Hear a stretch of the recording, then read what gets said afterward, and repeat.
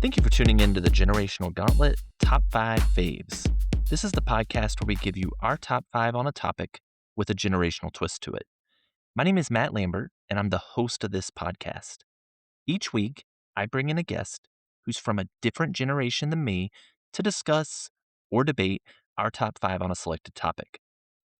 Today, I'm bringing back the first ever guest, the OG, my dad, Larry Lambert Jr., a Gen Xer, and a fellow sports fan.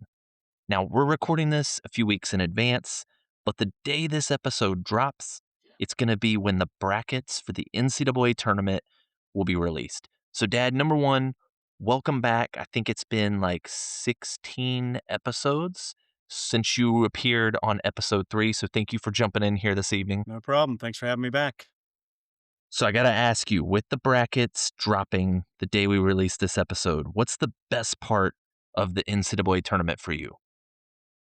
The best part for the NCAA tournament for me is the opportunity to see the underdog potentially win. Not necessarily massive upsets, but teams that, on any given day shouldn't have a chance and they roll in and turn the apple cart over and upset somebody, so to speak. I totally agree with you. I think it's the Cinderellas for me. Yep. I still remember teams like George Mason back in '06, Steph Curry's 2008 Davidson squad, the VCU Rams, I think that was 2011, or the 2013 15-seeded Florida Gulf Coast squad. With the tournament in mind on the day this releases, we're going to cover our top 5 favorite upsets of all time. Now, Dad, if I'm correct, you went with what you thought were the top 5 biggest upsets, right? That's correct. Yeah, I think mine are more the biggest upsets, not necessarily. And a couple of these could be favorites, but mine are more of the largest upsets or biggest upsets in sports history is the direction I went. No, I can respect that. Mine may not be the biggest. I went with were the ones that I enjoyed the most.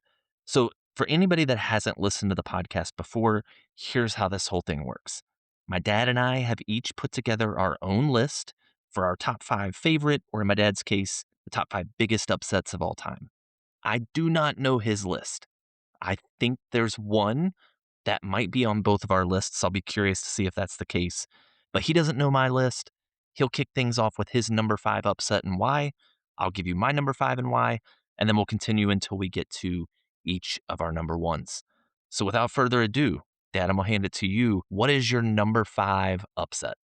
Okay, my number 5 upset, you got to go back to 2007, and it is the Appalachian State versus Michigan. Well, we'll just go ahead and say it for people so they don't have to deal with that. But the Michigan Wolverines, September 1st, 2007, the FCS member, then Division I AA, Appalachian State, shocked college football by defeating the number 5 Michigan Wolverines 34-32, no less, at Michigan Stadium. So on the road, the Mountaineers took a lead late and then held off the comeback, and they sealed the deal with Corey Lynch's blocked field goal as time expired. And reason it makes my list as number 5 is, number 1, I can't stand Michigan, so to see them Same. ever lose is a good thing. But to see them lose to Appalachian State, it was the first time a ranked football bowl subdivision team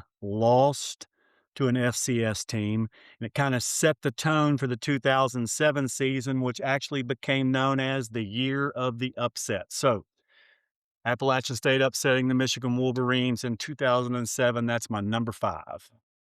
I'm not going to say more because it makes my list a little bit higher than number 5.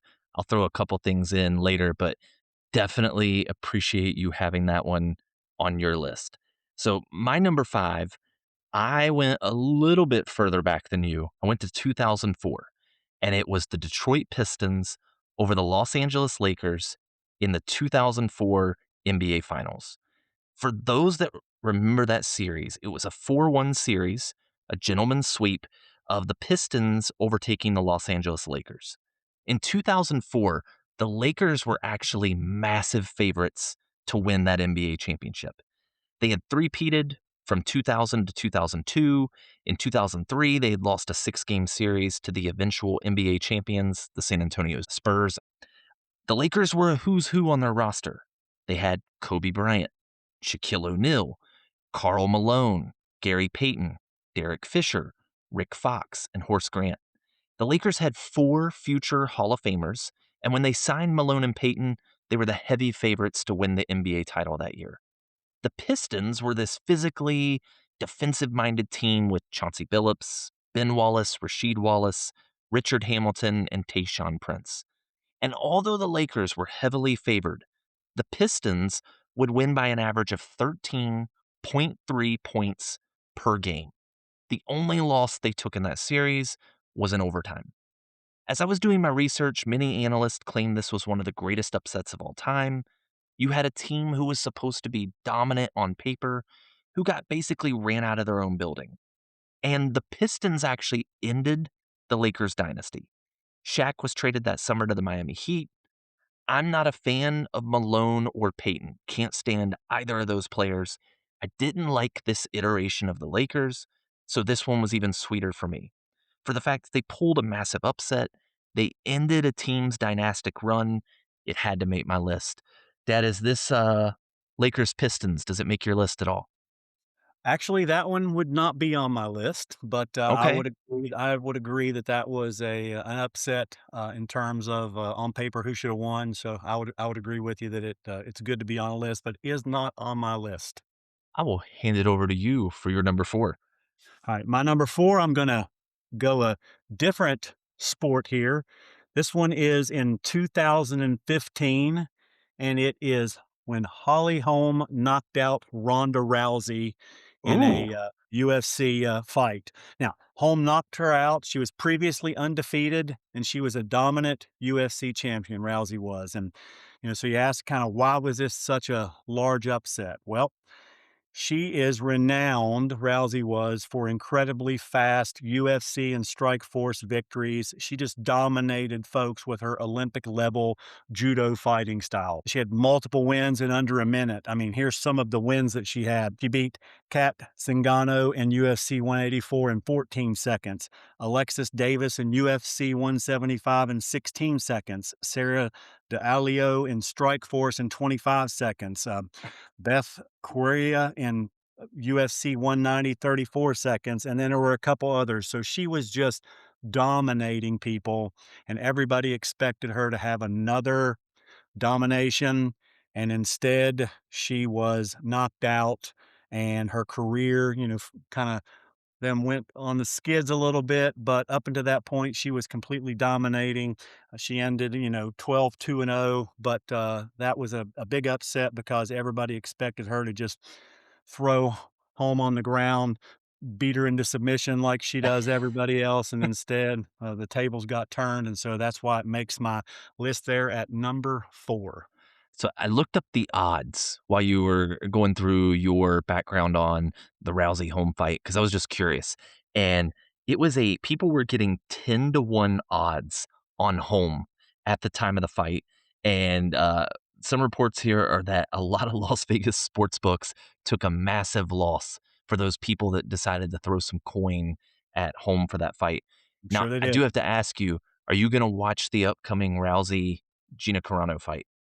Well, I plan to. It's on Netflix. Hmm. So yeah, I plan to try to catch that because it's going to be live on Netflix, and we'll see which one of those ladies come out of retirement the best.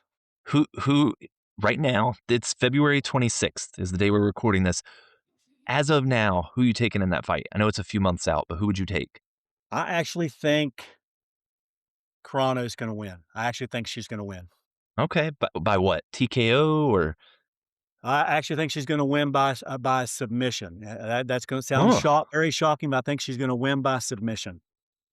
I have Rousey by armbar first round. She's There going you back go. to her bread and butter. Well, she may very well do that, and then again, they may just dance around the ring and do absolutely nothing. It might be a snooze fest. These neither of True. these ladies has fought in like what, maybe a decade, It's been a while. at It's least been close quite to a a while. decade. Well, my number 4, I'm gonna take us back to a different style of sport, and I'm going to go with football. So I go to 2007, and Adam, if you're listening, this one's for you. I've got the Giants over the Patriots, the 2007 Super Bowl. In 2007, for those that do not remember this, the New England Patriots were on their way to an undefeated season. They were 18 and 0. That season, Bill Belichick won Coach of the Year. Tom Brady was the MVP. Brady threw for 50 touchdown passes, which was then an NFL record. Randy Moss caught 23 of those passes for touchdowns, which is still the NFL record. And the Pats set the record for points in a season. They had the highest point differential in NFL history, and they were 12-point favorites heading into that Super Bowl. The Giants had been kind of like this cardiac kid style team that year. They were the fifth seed in the NFC. They were 13 and 6 on the season, and they had to win an overtime NFC championship game to even make the Super Bowl. What unfolded was a series of some of the most amazing plays, at least in my opinion, in NFL history. In the fourth quarter alone, there were 3 lead changes. A Randy Moss receiving TD gave the Pats a 14-10 lead with almost 3 minutes to go. During the Giants' ensuing drive, David Tyree made what is called the helmet catch, which is the most insane catch I've seen in my 40 years of life. He pinned the ball between one hand and his helmet. If you're listening to this and you have no idea what I'm talking about, pause the episode, go Google David Tyree's helmet catch. It's insane. Look it up on YouTube, if you want to watch the video, look at a photo. It's just an insane catch. The Giants would score on a TD pass with 35 seconds to go to give them a 17-14 lead, which would hold. The game saw one of the most dominant and explosive teams in NFL history get beaten by an underdog with a quarterback in Eli Manning who always just seemed to step up when Brady was on the opposite sideline. I was watching this game with a big group of people and was just awestruck at the Giants' ability to shock the world.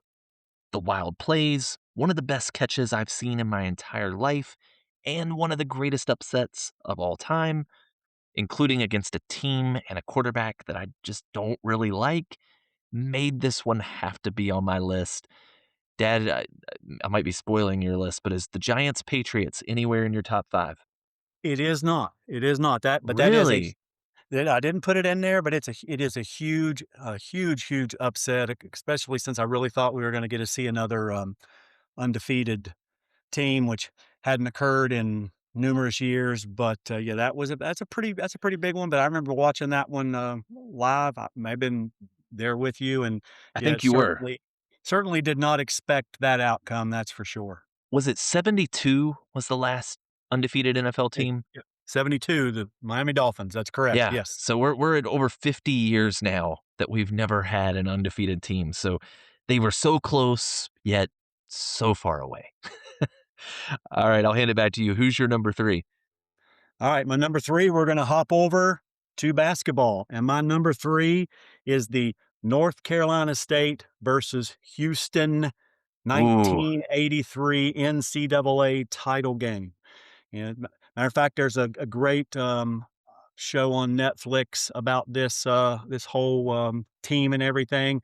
But it's the historic 1983 NCAA Division I basketball championship game. The unranked and sixth seeded North Carolina State Wolfpack defeat the number one seeded Houston Cougars, and the Cougars had Clyde Drexler, Hakeem Olajuwon, and North Carolina State was a massive underdog with some of the betting odds cited at 7.5 to 8 points in favor of Houston, making the Wolfpack a long shot to win. And it's wildly considered one of the biggest upsets in basketball history because their team, the North Carolina State, they actually had to win 9 games in a row, 9 do or die games just to get into the tournament and then win the tournament. And every one of them, they were losing in the final minute. wow. So it makes it pretty spectacular. And of course, they won 54 to 52 on a last second buzzer beating dunk by Lorenzo Charles, followed by an air ball that was shot by Derek Wittenberg. And when you watched, if you watched the show they did on Netflix, Wittenberg says it was the greatest pass he ever made in his entire career, but it was an air ball. But what really strikes me, and I remember from that game, is Jimmy V at the end of the game just running around the court looking for somebody to hug. He's trying to seek somebody out to hug, and he just didn't know what to do. But he came into that season telling that team they were going to win the national championship, and then they started to believe it. And lo and behold, they win the national title. So that's my number three upset. I like that one a lot. I actually considered that one for the list. I just love that iconic image that you described of Valvano just beside himself. Did you watch that game live? I watched that game live. Yes. I was gonna say I wasn't around yet, but that would be a good game to get to experience live. So I'm sure that was a cool experience for you. It was a cool game to watch for sure. Well, Dad, I'm gonna give you my number three, and I won't say a ton about it because you already talked about it. I'll give a couple other stats to back it up, but my number three is that App State over Michigan game. You talked about how big of an upset it was. You talked about the outcome of the game. I want to just give some more context as to how massive of an upset that this was. When this game took place, it's the beginning of the season, Michigan was number 5 in the country. They were the favorite to win the Big Ten championship. They were considered a contender for the national championship. Now, App State was the number 1 in the FSC championship. They were the 2-time defending national champs, but Michigan was a 41-point favorite for that game. 41 points. It was expected to be so bad of a beatdown that they didn't even issue a betting line for the game.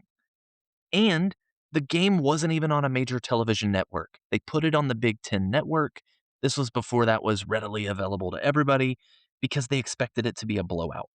My football fans, this is who Michigan had on that roster: Chad Henne, Mike Hart, Mario Manningham, Adrian Arrington, Jake Long, and Michigan was at home in the biggest stadium in the country with 109,000 people watching. So my dad and I were both Buckeyes fans. For Michigan to lose that large of a game in front of their home crowd in such an epic fashion, so had to be number 3 on my list. Dad, you got any other thoughts to add in about that App State Michigan game? Just that anytime Michigan loses a game, it's a great day. Totally agree. And it's a better day when they lose a game to Ohio State. That's one of the That's best days of the year this is when that correct. happens. That's Dad, I'll correct. kick it to you for your number 2. Okay, my number two, we're going to go to February the 11th, 1990, when the 42-1 underdog Buster Douglas knocked out Mike Tyson. Now, one of the things that makes this such a massive, significant upset was just the fact that it actually appeared in the Guinness Book of World Records for such a significant fight and upset. But Tyson he just destroyed people. They were scared of him. When I was in the Marine Corps, there was one of his fights, and I went out to get something to drink right at the beginning of the fight. They were showing it live in this place, and the 10 to 30 seconds that I was out getting something to drink before I came back in, he'd already knocked the guy out, and I got to watch the replay several times. But the fact that Douglas just didn't even think that nobody thought he had a chance. Matter of fact, we're at my parents' house. We're at your grandma and grandpa's house, and we're watching this fight. And your mother says, Buster Douglas is going to win the fight. And everybody in the room looked at her like she had lost her mind. Had we spent some money and bet on Buster Douglas, we'd have got big dividends there, but she actually predicted that fight, and one thing that kinda makes it even more of a unique situation is what in the, 8th round, you had, or I'm sorry, actually in the 8th round, you had Tyson kinda falls down and gets Bug Douglas knocked down. Mhm. So there's a long count. So there was this long, what they called a controversial long count in the eighth round, where most people say the referee gave Douglas approximately 14 seconds because of a slow count to get back up. So most people think fight should have been over in the eighth round and Tyson should have won. And then in the 10th round, he gets knocked out. And the real ironic thing is, as Tyson's always said, everybody has a great game plan until you get punched in the mouth. Well, apparently, when he got punched in the mouth, he didn't have a very good game plan. So that makes my list as my number two greatest upset of all time. I like that this one made your list, and I'm gonna add a little bit to it. It's not on my list. It was in consideration, but there is this amazing motivational speaker. My dad knows who he is because I've sent him clips before, but his name is Eric Thomas, and Eric Thomas has a video. So all like credit goes to him on some of what I'm gonna say. He has this video and it's called Resiliency, and it talks about the Buster Douglas Mike Tyson fight. I think it's like an 8 to 9 minute clip. It's part of a speech he's giving, but he's talking about when you get hit in life, get back up.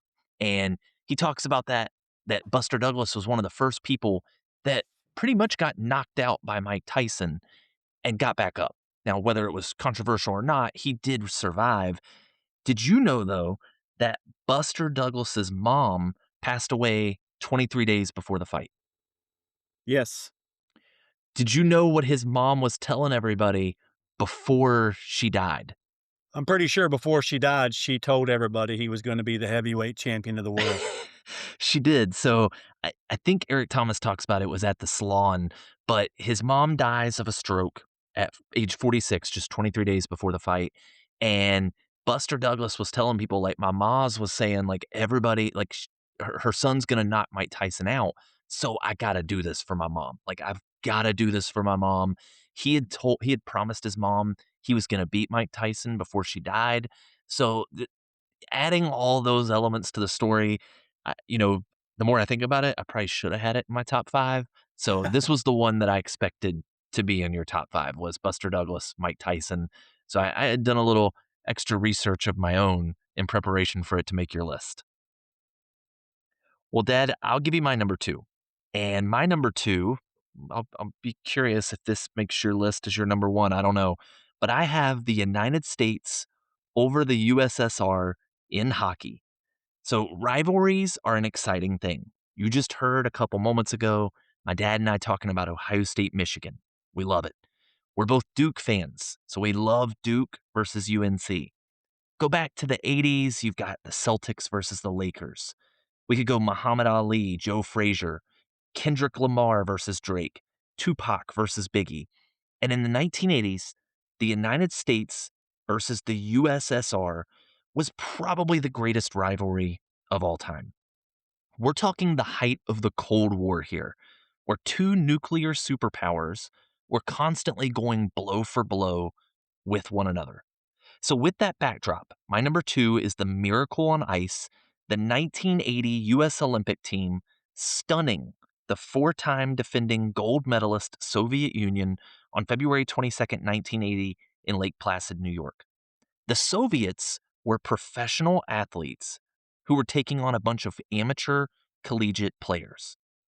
Herb Brooks motivated this bunch of basically children to take out the most dominant hockey team of all time, 4-3, with the US's Mike Yerzoni scoring the game-winning goal in the third period. The funny thing is, a lot of people they kind of get it twisted.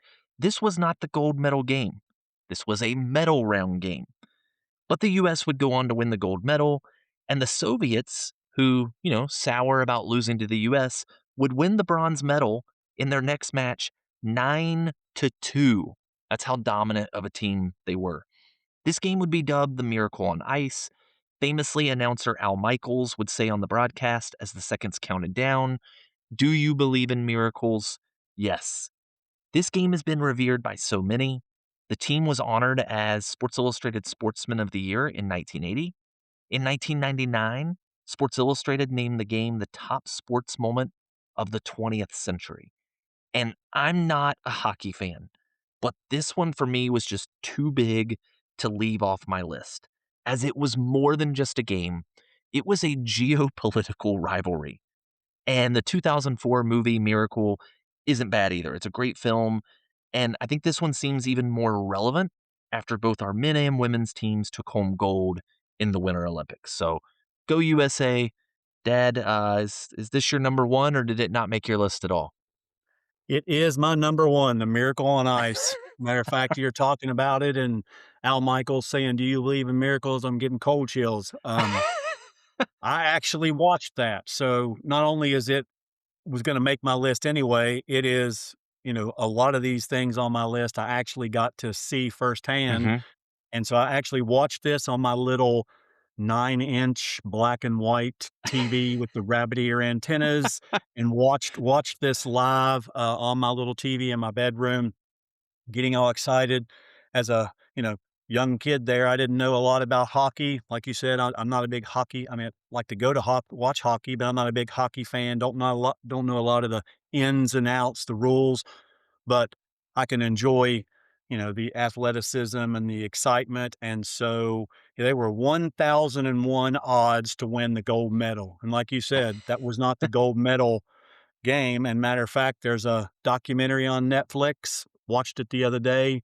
You need to probably watch it. It's about the Miracle on Ice, and they interview all Hmm. those guys and they show clips from them getting ready, how the coach, calls them to hate him, but it calls them to come together. It's a great Yeah. documentary. They're unable to interview him because he passed away several years ago, and so did some of the other players.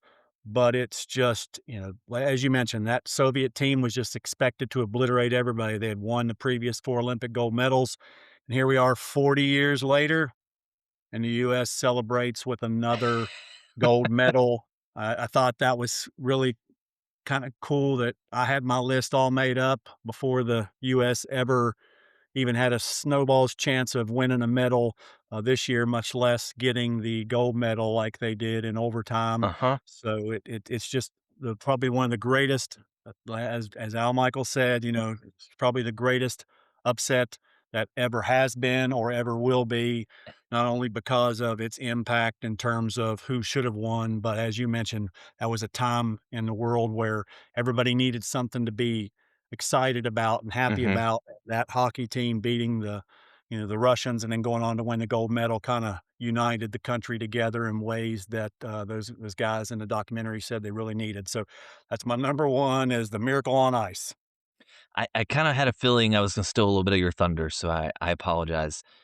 My number one, I am going back to the basketball court, and it is UMBC over Virginia. So we're doing this again. This is going to release on the day the NCAA brackets come out, and I thought it was fitting that my number one, regardless of what date this was, it's not.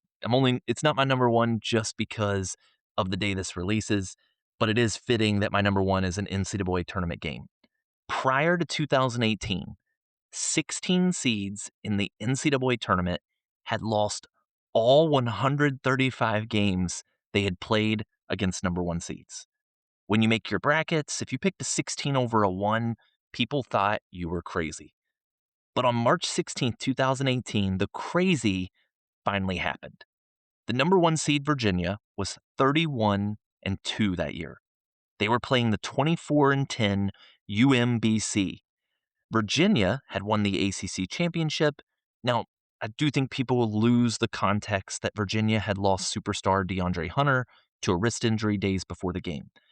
Dad, before I go further, do you even know what UMBC stands for?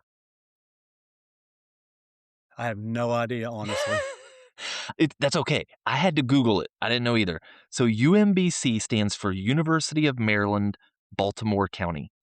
Entering this game, Virginia was a 20.5 point favorite. While people thought Virginia might not win the NCAA championship anymore due to Hunter's injury, no one saw them getting upset in this game. At the half, the teams were tied 21-21. And that happens sometimes. You'll see a 16 seed or a 15 seed, they hang around. But then in the second half, the better team typically pulls away. But that didn't happen in this game.